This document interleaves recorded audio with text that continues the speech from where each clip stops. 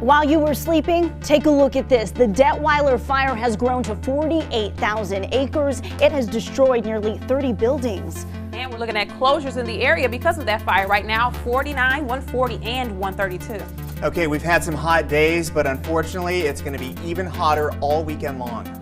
President Trump said to the New York Times reporters overnight that he would not have picked Jeff Sessions as the Attorney General had he known he would have backed down from campaign investigations. And come September, it'll be a lot easier to get to Tijuana through San Isidro, but for a week during construction, it'll be nearly impossible.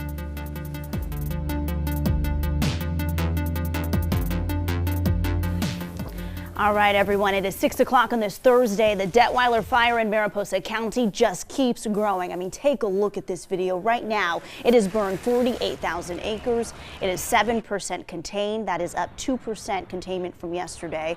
Firefighters are facing really hot temperatures, obviously, and drought-stressed vegetation is fueling all of these flames. Now, 29 buildings are destroyed. The fire has cut off power to Yosemite National Park.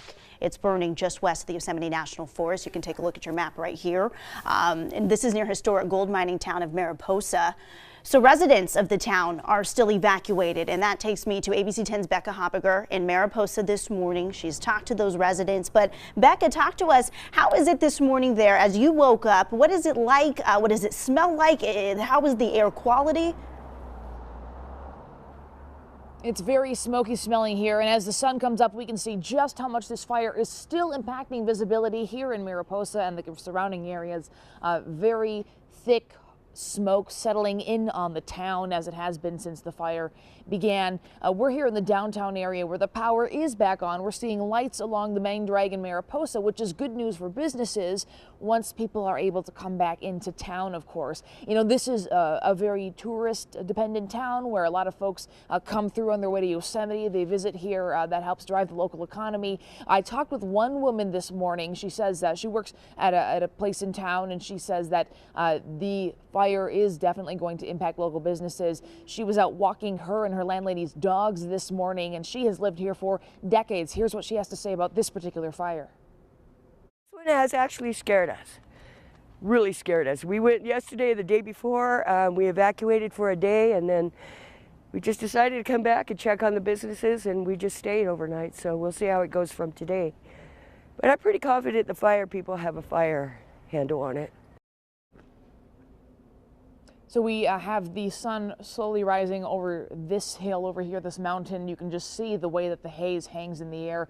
I spoke with a couple of people who also decided to stick around instead of evacuating. A lot of them were here just to protect their homes, protect their businesses, but the vast majority of people here in the Mariposa area did heed that evacuation warning. We're going to continue following the fire this morning and seeing what the impacts have been overnight. For now, I'll send it back to you. And we talked a little bit, Becca, about the conditions there and how people are comparing it to years past, those who are born and raised in Mariposa. Can you talk to us about what they're saying? Are they shocked by these conditions this year? Yeah, as you know, it's hard to shock people around here with wildfires. They're used to it. They say so. They said, you know, this is a routine thing for us. But this particular fire got way too close for comfort for people in the town of Mariposa, especially for the businesses. We were at 1850 Restaurant and Brewery here in town yesterday, and just within, not too far from us, we saw a steady stream of helicopters dumping water on the flames that were just, again, very much too nearby. So people here say this is a different beast than previous wildfires they've seen. All right, Becca, stay safe out there. We will be back with you multiple times between now and 7 a.m. So, okay, let's go to Rob Carlbark now to talk about Northern California in general. Wildfire season, like Becca just mentioned, it doesn't shock us. This year a little bit different. What are we looking at behind you? Well, I think we knew in the back of our minds that if a fire were to break out in the central southern Sierra anytime soon, it was going to be a bad one because of this. Now, day-to-day fire is dictated by weather, but what's going on in the central and southern Sierra, even though the drought is over, the trees are dead. They estimate about 100 million trees are dead. And what you're looking at here, this is not the changing of the seasons. This was shot in September from a man named Gonzalo Pee-wee Curiel. Pee-wee's his nickname. He lives in Oroville, but he flies up and down the state all the time. So thank you to him for sharing this with us. These patches of brown trees, they're supposed to be green. These are pine trees. And what happened is the long years of the drought, which we all know was dry, but it was also very warm. So it allowed an insect called the bark beetle to come in and take up shop and just infest huge swaths of forest. And this is going to be an ongoing problem because, you know, again, once the tree is dead, it's dead. It's not coming back even though the drought is over. So just shocking. This was shot, by the way, near Shaver Lake, which is in the Sierra foothills in higher elevations just off to the east of Fresno. So the same similar terrain. I've been to Mariposa. I was there last spring camping in the area, and it's the same exact situation. So the firefight is on. A lot of brush to burn in the coming days. It's going to be a tough one. We've got south winds in Sacramento, northwest winds in Stockton that helped to cool us down from the highs we saw yesterday. Highs in the 90s pretty much everywhere you look, so we skipped out on a triple-digit day. Fine by me, but they may be coming back. High pressure and where it's located is going to dictate one thing, and that's where the plume of smoke, the really dense smoke, is going to go, and that's off to the north yet once again. So because of the ongoing fires south of the area, the Garza fire, the Whittier fire, and of course the Detweiler fire, we're seeing smoke and haze in lower elevation spots. As the wind calms down, the smoke settles into lower elevation spots. Then as the wind picks up, it tends to just follow where the winds are going to go, and that's going to be off to the north. So Truckee, South Lake Tahoe, and other spots in the Sierra are going to be dealing with smoke that is dense enough that it could affect your health. So if you smell it, that means you're ingesting it, and that's when you need to take action. We're looking for hot conditions all weekend long. Here's traffic. Full closures happening because of the fire in Mariposa right now. 49 north and southbound Triangle Road to State Route 132, on 140 east and westbound from Triangle Road to Schoolhouse Road, and on 132 east and westbound from State Route 49 to Horseshoe Bend, completely in the red right now. But in the Sacramento area, it is looking pretty good right now in the green across the board. We are dealing with a fire in Salida right now, Broadway at Salida Boulevard. But besides that, it's still looking smooth in Stockton, Manteca, Modesto. 205 westbound Tracy to Livermore right now, 50 minutes, 26 minutes on 80 West Davis to Fairfield, and right now 32 minutes, 80 West Fairfield to Berkeley. Megan? All right, Cornelia, thank you. 6:07, sad news this morning on Arizona Senator John McCain's health. He has been diagnosed with an aggressive form of brain cancer. The 80-year-old was at the Mayo Clinic having a blood clot above his left eye removed when doctors found evidence of glioblastoma in that clot. Further tests revealed the tumor behind that eye. The cancer is an uncommon one. That's what they're saying. It's occurring in just 3 of every 100,000 people in the United States. Now, one of his Senate colleagues shared his thoughts on McCain's toughness. God knows how this ends, not me. But I do know this. This disease has never had a more worthy opponent.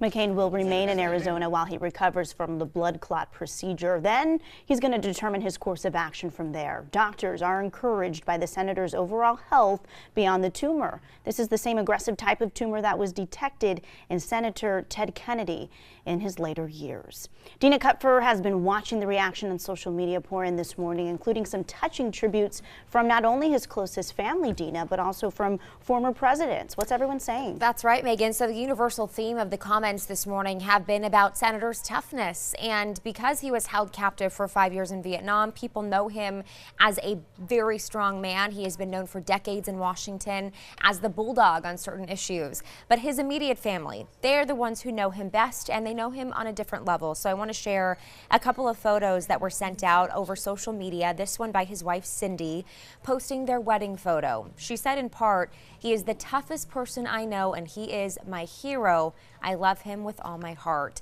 And then I also wanted to share this. I know you're not going to be able to read it all, but this was a beautiful tribute written by his daughter, Megan, who is a political commentator.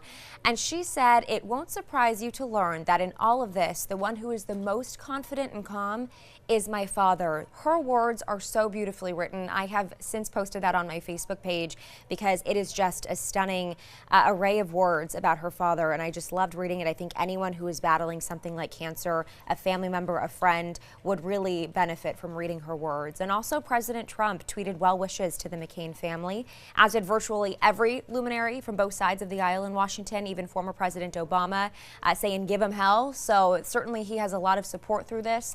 The one thing everyone seems to agree on, Megan, is the impact and influence that the 6-term senator has had over politics in this country. So we certainly wish him well. Absolutely. And what's interesting here, that this isn't McCain's first battle with cancer. He was in remission. Can you talk to us about that? That's right. So he was treated in years past for melanoma, and it was a number of times, most recently back in 2003. But he did say in an interview a while ago he has very fair skin, and he had melanoma and a little section of it actually taken off of his left temple years ago. He said he was fair skinned, he was exposed to the sun for too long, and that's something that he had to struggle with many years ago. But certainly this is a whole new beast, and brain tumors, it's not an easy fight. So we're certainly wishing him well. All right, Dina, thank you for the update.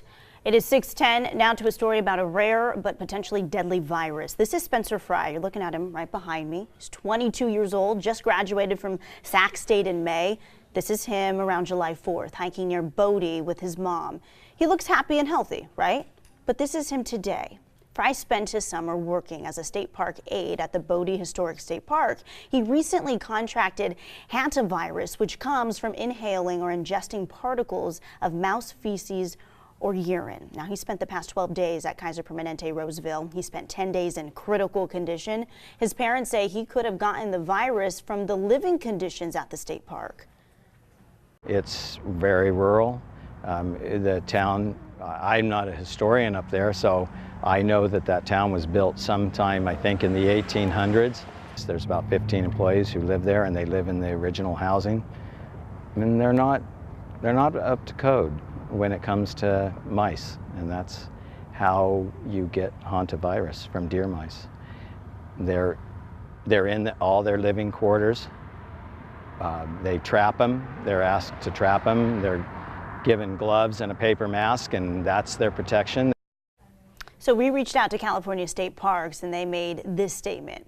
Quote, "The health of our employees and the public is our priority. As such, we took precautions and worked with the Mono County Health Department. On July 10th, a public health officer conducted an inspection of all the areas where employees and the public have access and deemed them safe to remain open." Walt Gray joins us now on this topic. He has the health department. I want to ask you, has the health department looked into this, and how do they think Fry got the virus? Megan, the health department has looked into this, but what they did find contradicts what Fry's parents believe. ABC 10's Liz Kreutz talked to Dr. Rick Johnson.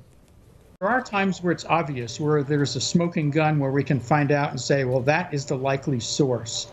However, when I was notified of this case, I went and did the site visit that first day and was not able to find an obvious source. We went through the places at Bodie where the guy lived, where the guy ate, where the guy worked, trying to find, is there one place that is the most likely source for that? And so far, we have not uncovered something that really is the answer. Hantavirus, though, is a rare disease. According to the Centers for Disease Control and Prevention, there have been just 60 cases of it in California. On average, 35% of people who get the virus die. Symptoms are similar to the flu. It includes muscle aches, headache, and fever at first, but after that initial stage, the flu-like stage, hantavirus rapidly affects the lungs, potentially causing fluid to build up, and the patient will then have severe breathing issues. So we're going to continue to follow this investigation and bring you the updates, Megan. So it looks like the living quarters were inspected. Yeah. If there are deer mice present in and around the area, perhaps Spencer could have contracted it outside of a building. Who knows? I don't know at this point in time whether there's going to be an actual nailing down of where he got it and didn't, as it stands. And we're just hoping he gets better. Again, 22 years old. Yep. All right, thank you, Walt. 6:13 on this Thursday. We've been talking all about our local libraries this week and what you can do beyond the bookshelves. Well, it turns out you have access to the library's 3D printer. Did you know that? We'll show you the world of possibilities. And we asked to see your favorite books. Anna's is The Lake House by Kate Morton. Check out that beautiful book cover. I love a book cover, by the way. They say don't judge a book by its cover. I do all the time. Is that bad? I don't know. Talk to me right now on Facebook, ABC 10 TV, or on Twitter, ABC 10. We want to see your photos. All right, if you're watching us on Facebook right now, I do appreciate you. I do see all of your comments. Ruben, Janet, Iris, a ton of comments from all of you wishing all of the firefighters and the crews battling that Detweiler fire this morning. 48,000 acres burned, 7% contained, wishing all of those crews lots of luck as they battle the flames. Stick around. In 2 minutes, we have Marcus Allen and Irene Cruz down in San Diego. Oh yeah, we'll have the updates.